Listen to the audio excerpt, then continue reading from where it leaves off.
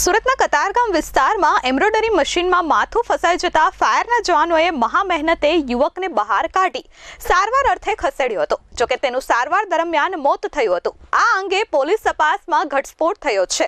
યુવકની હત્યા કરવામાં આવી હોવાનું સામે આવ્યું છે. પોલીસે હત્યારા આરોપીને બિહારથી લાવી પૂછપરછ કરી તેની ધરપકડ કરી છે.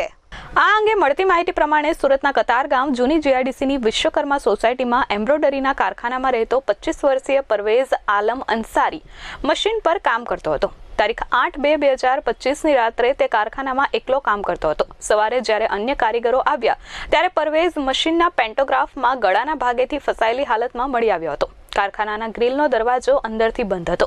આખરે પરવેઝને ફસાયેલો જોઈ કારીગરોએ આ બાબતને ફાયર બ્રિગેડને જાણ કરી હતી. ફાયર બ્રિગેડે પરવેઝને મહા મહેનતે બહાર કાઢ્યો પણ બચાવી શકાયો ન હતો.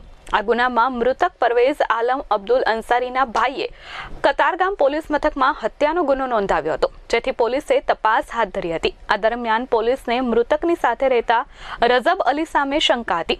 રઝબ અલી ઝફીરુદ્દીન અંસારી પોલીસ જ્યારે તપાસ કરી રહી હતી ત્યારે પીએમ કરાવવાની ના પાડતો હતો અને મૃતકનો મોબાઈલ ફોન સ્વિચ ઓફ હતો. તે ખોલી તેમાં જોતા 60% બેટરી ચાર્જ હોવાનું જણાવ્યું હતું અને રઝબ અલી મૃતકનો ફોન વારંવાર માંગતો હતો.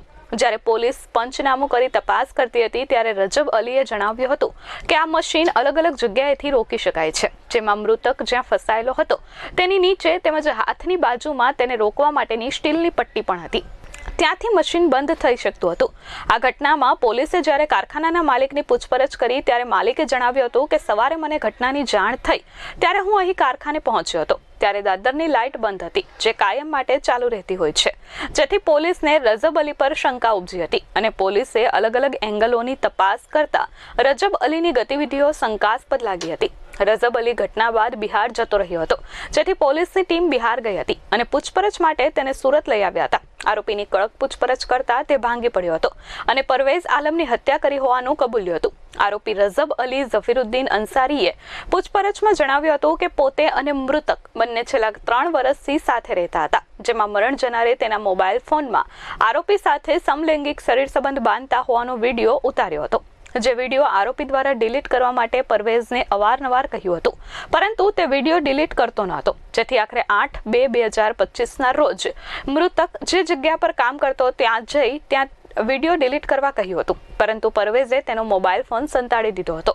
જે અંગે તેઓ વચ્ચે બોલાચાલી બાદ ઝઘડો થયો હતો, જેમાં આરોપીએ તેની પાસે રહેલા ગમછા વડે પરવેઝ અંસારીનું ગળું દબાવી હત્યા કરી નાખી હતી. ત્યારબાદ કોઈને શક ન જાય તે માટે આરોપીએ એમ્બ્રોઇડરી ખાતામાં પરવેઝને લઈ જઈ લોખંડની પટ્ટીમાં તેનું ગળું ભેરવી દીધું હતું અને આકસ્મિક મોત થયું હોવાનું રટણ શરૂ કર્યું હતું.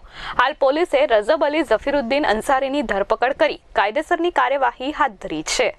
ગઈ 8 ફેબ્રુઆરીના રોજ કતારગામ જીઆઈડીસી વિસ્તારમાં એક એડીની ઘટના બની. એ બાબતને લઈ અને પોલીસે શરૂઆતમાં મરણ જનારનું જે બોડી હતું એને ડેડ બોડીને અમે પોસ્ટમોર્ટમ માટે મોકલ્યું હતું. આ ઉપરાંત જે સ્થળ તપાસ કરી અમારા કતારગામ પોલીસની ટીમે, ત્યારે થોડુંક અમને શંકા ગઈ હતી, કેમ કે જે મશીન હતું એમ્બ્રોઇડરી મશીન એની અંદર આ જે મરણ જનાર છે એનું બોડી ફસાયેલું હતું અને ત્યાંથી ઘણી બધી જગ્યાઓ ઘણા બધા એવા સાધનો હતા કે જેનાથી એ ચાલતું મશીન રોકી શકાય એમ હતું. ત્યારબાદ પોલીસે ત્યાંથી એક મોબાઈલ કબજે કર્યો હતો જે સ્વિચ ઓફ હતો, પરંતુ જેવો એ ઓન કર્યો એટલે પોલીસને એમાં જાણવા મળ્યું કે 60% બેટરી એમાં હતી.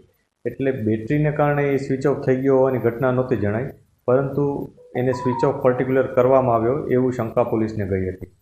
ત્યારબાદ એની સાથેનો એક વ્યક્તિ, જે મરણ જનાર વ્યક્તિ હતો, એની સાથેનો એક વ્યક્તિ રજબ અલી, જે વારંવાર એના મોબાઈલની માંગણી પોલીસ પાસે કરતો હતો. એટલે પોલીસને એની પોતાની જે વર્તણૂક હતી, બોડી લેંગ્વેજ, એના ઉપર પણ શંકા ગઈ હતી. આવા બધા અમુક અમને પેરામીટર્સ મળ્યા હતા.